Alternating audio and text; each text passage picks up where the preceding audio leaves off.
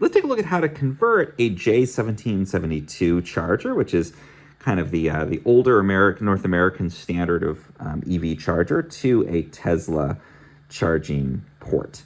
So you're going to need an adapter to do this. This is the standard output of the J1772, and then the Tesla is the NACs port. NACs, it's a different size, different standard.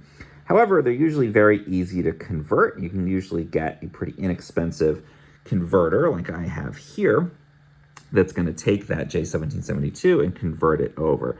And all we're going to do to make this work is simply plug this into that. You can see I've got it on here.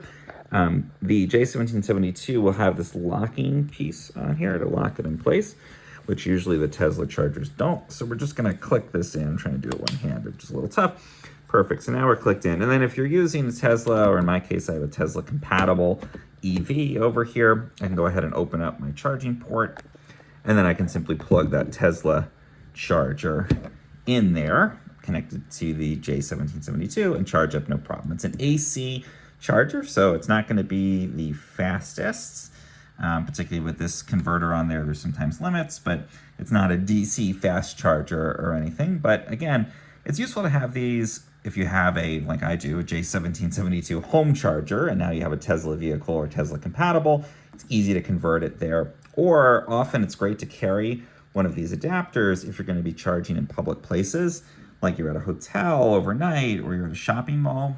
Often they are going to have this older standard of the J1772. And again, you can easily convert that if you need to over to Tesla and be able to charge up no problem. Just again, don't expect the fastest charging.